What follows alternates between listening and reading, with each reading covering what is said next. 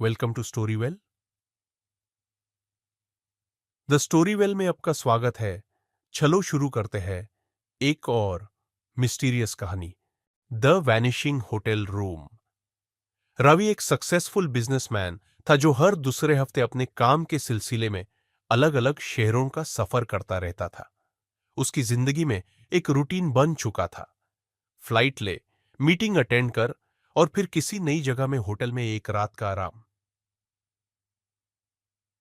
लेकिन इस ट्रिप पर जो कुछ होने वाला था वो उसके हर सफर से बिल्कुल अलग था। इस बार रवि को एक पुराने हिल स्टेशन में जाना था जो अपनी पुरानी हेरिटेज बिल्डिंग्स और शंट एनवायरनमेंट के लिए मशहूर था। शहर में ज्यादा बड़े होटल्स नहीं थे, सिर्फ पुरानी हवेली टाइप के छोटे मोटेल्स और इन्स थे। जब रावी हिल स्टेशन पहुंचा तो उसने डिसाइड किया कि वो कुछ नया ट्राई करेगा और किसी हेरिटेज होटल में स्टे करेगा।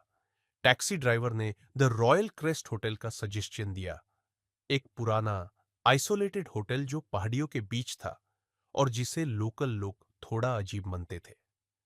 ये होटल थोड़ा पुराना है सर, लेकिन काफी पॉपुलर है।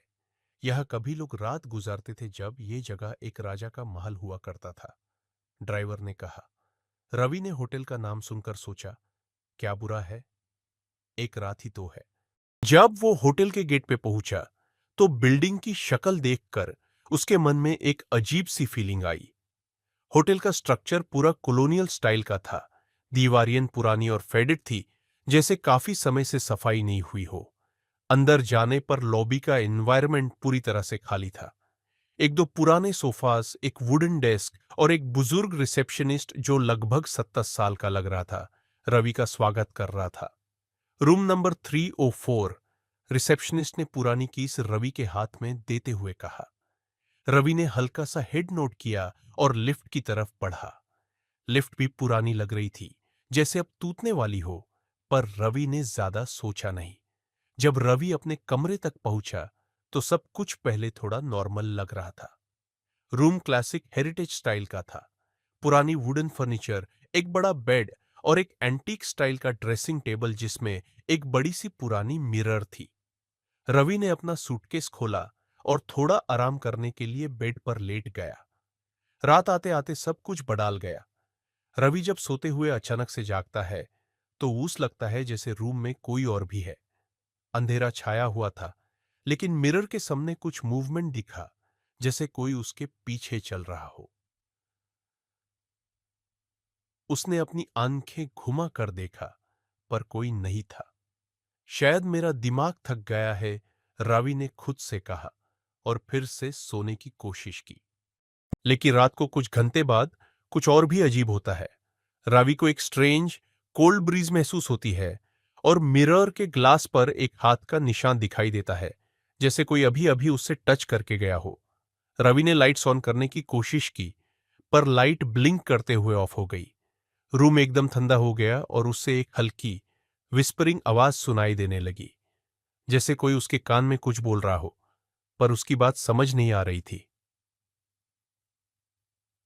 जब रावी ने रूम के सब कोनों को चेक किया तो उसने देखा कि उसका सूटकेस अपनी जगह से इधर उधर हो रहा है। हर चीज थोड़ी डिसोरिएंटेड लग रही थी। ऐसा लगता था जैसे कोई इनविजिबल फोर्स उसके आसपास घूम रहा है। उसने दरवाजा खोलकर हॉलवे में जाने की कोशिश की, पर डोर स्टक था। डर अब रावी के चेहरे पर दिखने लगा था। उसने जोर से चिल्लाया, लेकिन कोई जवाब नहीं मिला। सुबह के वक्त जब रावी फाइनली रूम से बाहर आया तो उसने रिसेप्शनिस्ट से कंप्लेन करना चाहा, पर उसको जो सुनने को मिला वो और भी ज्यादा शॉकिंग था। सर, रूम नंबर 304 का डोर कभी नहीं खुलता। वो रूम तो पिछले 50 सालों से लॉक्ड है। आपको किसी और रूम में रखा गया होगा। रिसेप्शनिस्ट ने एक ठंडे आवाज में कहा। रवि अब कंफ्यूज और शॉक में था। लेकिन मैं कल रात वही रूम में था, मैंने अपनी आंखों से देखा। उसने कहने की कोशिश की, पर रिसेप्शनिस्ट सिर्फ हाथ उठाकर चुप हो गया। रावी को इस बात पर यकीन नहीं आ रहा था। उसने जल्दी से अपना सामान उठाया और होटल से बाहर निकल गया। लेकिन जैसे ही वो टैक्सी में बैठा, उसने अपने हाथ पर एक और हाथ का निशान देखा, वैसे ही जैसे रात को मिरर पर था। उसका दिल तेज धड़कने लगा और उससे एक बात समझ में आई, शायद वो होटल उससे कभी छोड़ने नहीं देना चाहता था। क्या सच में कुछ पुरानी आत्माएं उस होटल में फांसी हुई थी? क्या रावी फिर कभी वापस नहीं आया, या वो बस एक बुरा सपना था?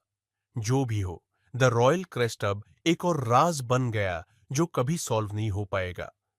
कहानी अच्छी लगी हो तो लाइक, शेयर एंड सब्सक्राइब जरूर करना और कमेंट में बताना आपको कैसी कहानियां पसंद है। Bye bye.